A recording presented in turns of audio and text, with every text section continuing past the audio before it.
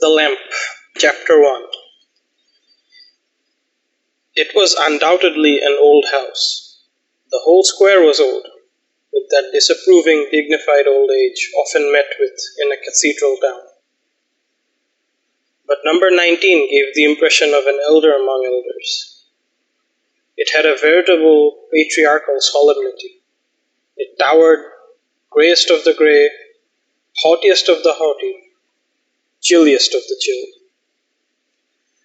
Austere, forbidding, and stamped with that particular desolation attaching to all houses that have been long untenanted. It reigned above the other dwellings.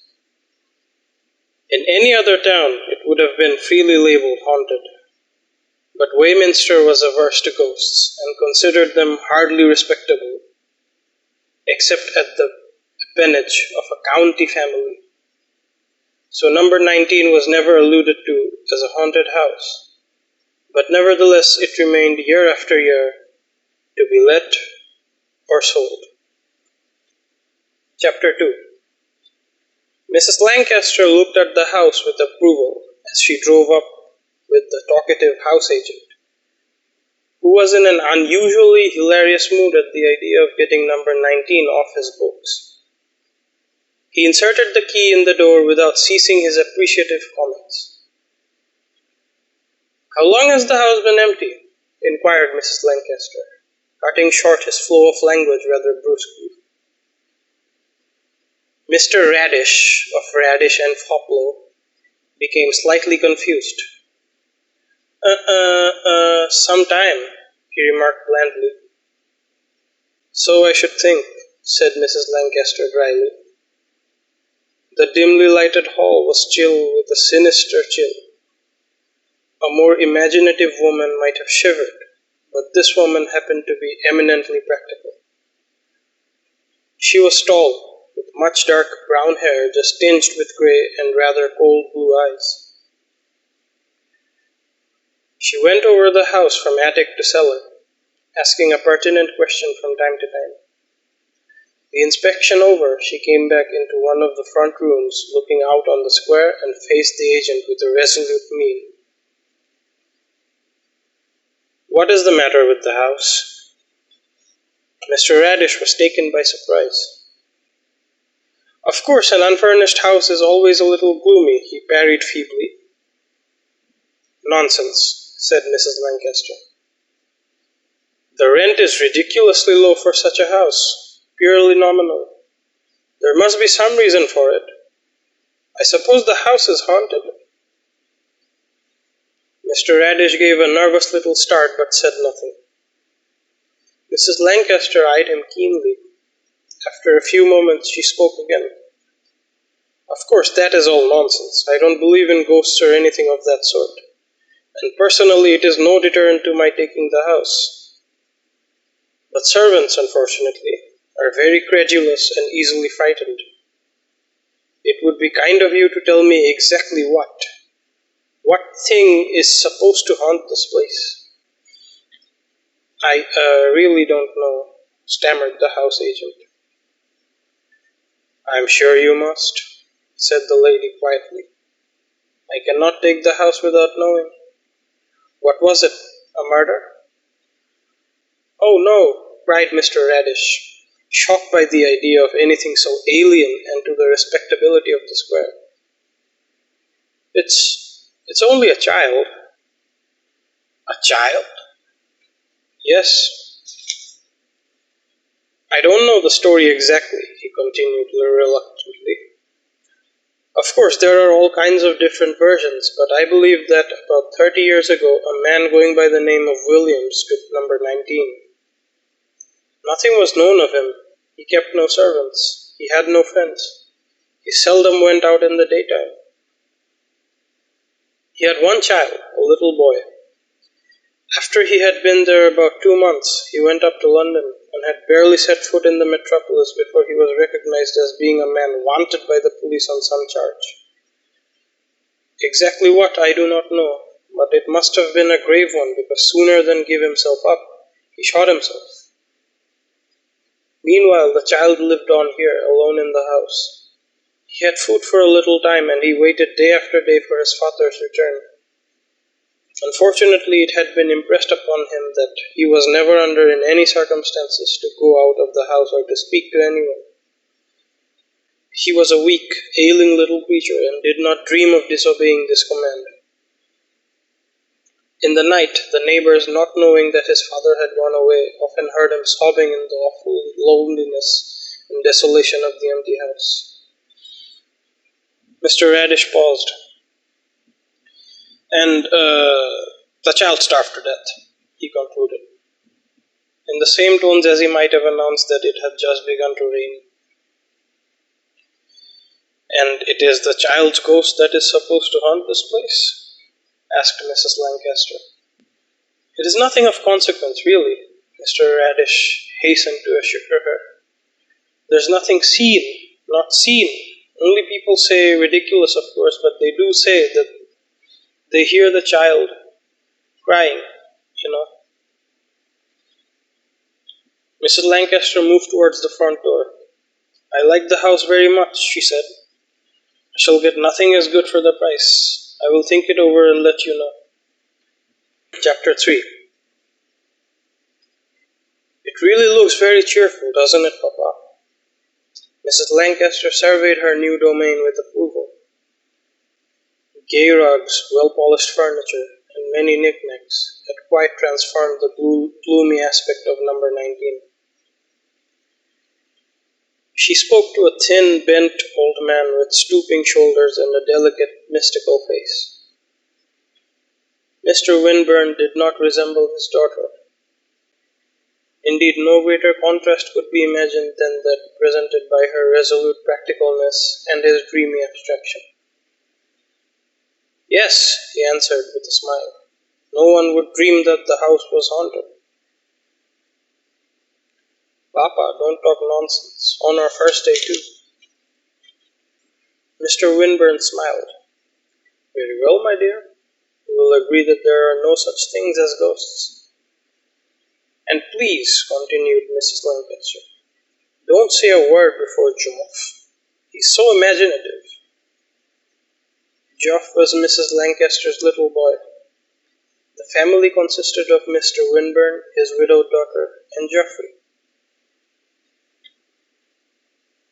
Rain had begun to beat against the window. Pitter-patter, pitter-patter. Listen, said Mr. Winburn. Is it not like little footsteps? It's more like rain, said Mrs. Lancaster with a smile.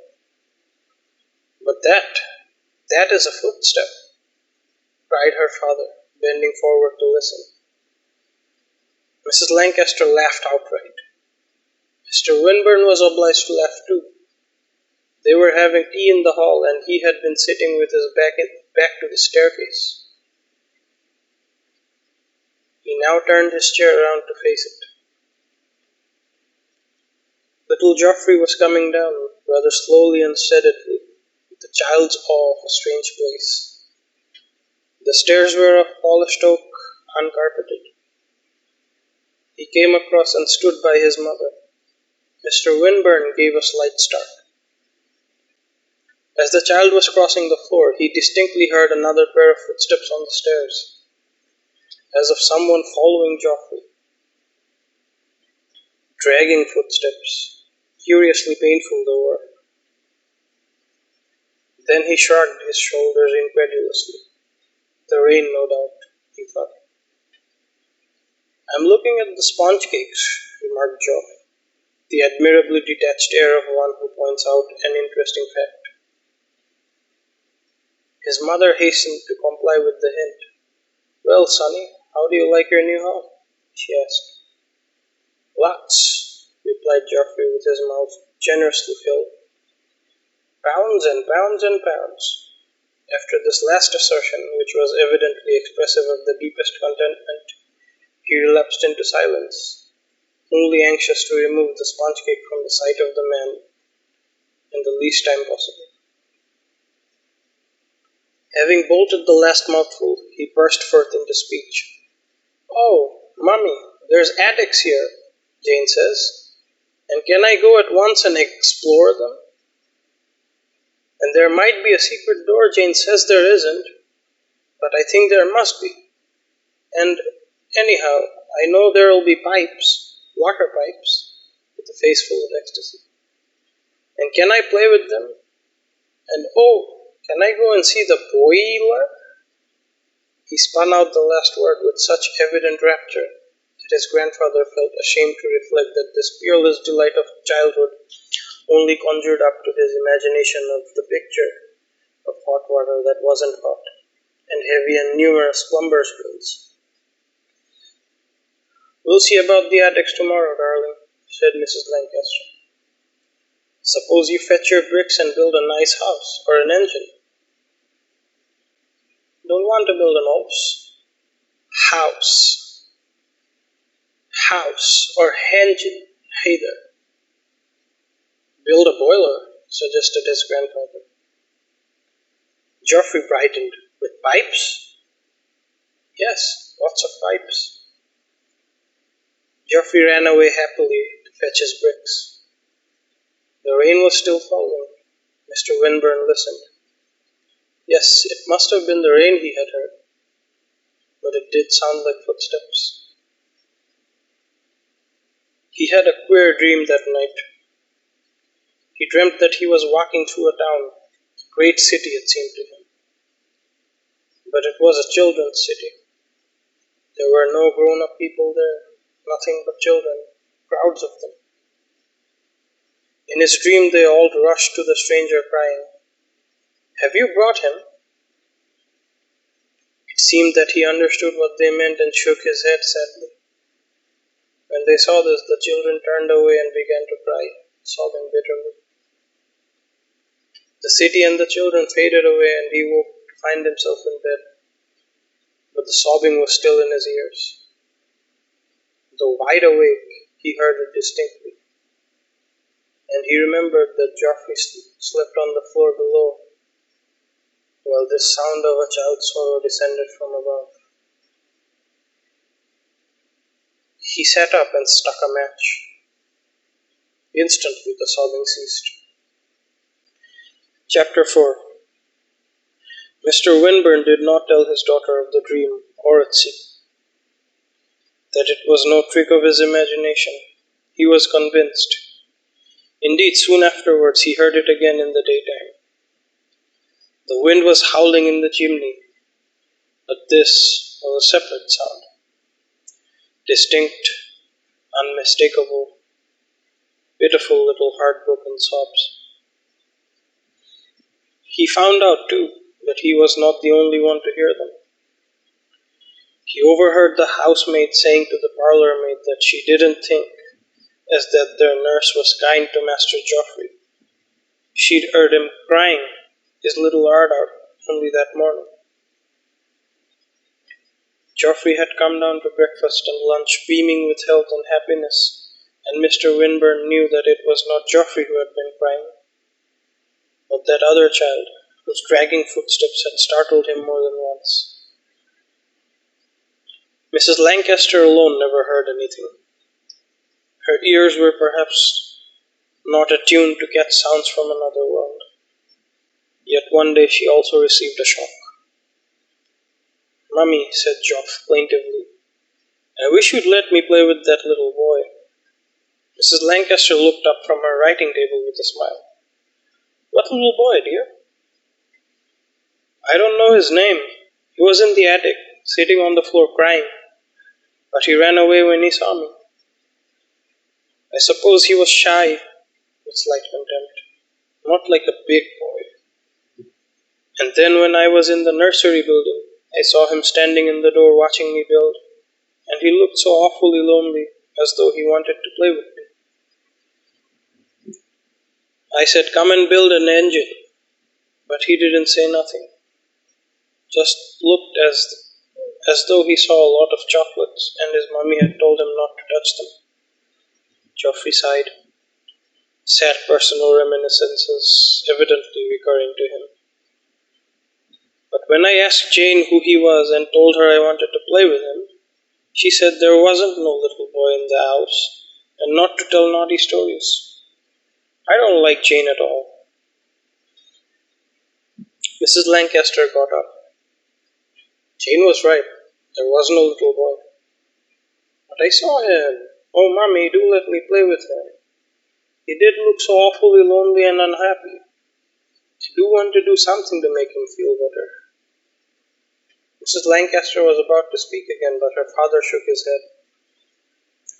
Geoff, he said very gently, that poor little boy is lonely, and perhaps you may do something to comfort him.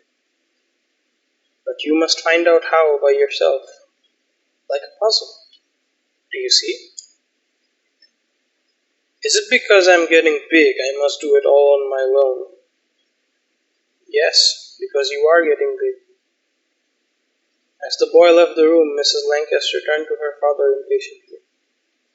Papa, this is absurd. To encourage the boy to believe in the servants' idle tales. No servants has told the child anything, said the old man gently. He's seen what I hear, what I could see perhaps, if I were his age. But it's such nonsense. Why don't I see it or hear it? Mr. Winburn smiled, a curiously tired smile, but did not reply. Why? Repeated his daughter. And why did you tell him he could help the thing? It's all so impossible. The old man looked at her with thoughtful glance. Why not? He said. Do you remember these words? What lamp has destiny to guide her little children stumbling in the dark? A blind understanding, Heaven replied. Geoffrey has that, a blind understanding. All children possess it. It is only as we grow older that we lose it, that we cast it away from us. Sometimes when we are quite old, a faint gleam comes back to us, but the lamp burns brightest in the childhood. That's why I think Geoffrey may help. I don't understand, murmured Mrs. Lancaster feebly. No more do I. That child is in trouble and wants to be set free. But how, I do not know. But it's awful to think of it, sobbing its heart out. A child. Chapter 5. A month after this conversation, Geoffrey fell very ill. The east winds had been severe, and he was not a strong child. The doctor shook his head and said that it was a grave case. To Mr. Winburn he divulged more and confessed that the case was quite hopeless. The child would never have lived to grow up under any circumstances, he added. There has been serious lung trouble for a long time. It was when nursing Geoff that Mrs. Lancaster became aware of that other child. At first the sobs were an indistinguishable part of the wind, but gradually they became more distinct, more unmistakable. Finally, she heard them in moments of dead calm. Child sobs, dull, hopeless, heartbroken. Geoff grew steadily worse, and in his delirium he spoke of the little boy again and again. I do want to help him get away, I do, he cried. Succeeding the delirium, there came a stare of lethargy. Geoff lay very still, hardly breathing, sunk in oblivion. There was nothing to do but to wait and watch. Then there came a still night, clear and calm, without one breath of wind. Suddenly the child stirred. His eyes opened. He looked past his mother towards the open door. He tried to speak, and she bent down to catch the half-breathed words. All right, I'm coming, he whispered. Then he sank back. The mother felt suddenly terrified. She crossed the room to her father. Somewhere near them, the other child was laughing. Joyful, contented, triumphant, and silvery laughter echoed through the room. I'm frightened. I'm frightened, she moaned. He put his arm round her protectingly. A sudden gust of wind made them both start, but it passed swiftly and left the air quite as before. The laughter had ceased, and there crept to them a faint sound, so faint as hardly to be heard, but growing louder till they could distinguish it. Footsteps, light footsteps, swiftly departing. Pitter patter, pitter patter, they ran, those well-known halting little feet. Yet surely, now other footsteps suddenly mingled with them, moving with a quicker and lighter tread. With one accord they hastened to the door. Down, down, down, past the door, close to them, pitter patter, went the unseen feet of the little children, together. Mrs. Lancaster looked up wildly. There are two of them! Two! Grey with sudden fear, she turned towards the cot in the corner, but her father restrained her gently and pointed away. There, he said simply. Pitter patter, fainter and fainter, and then silence.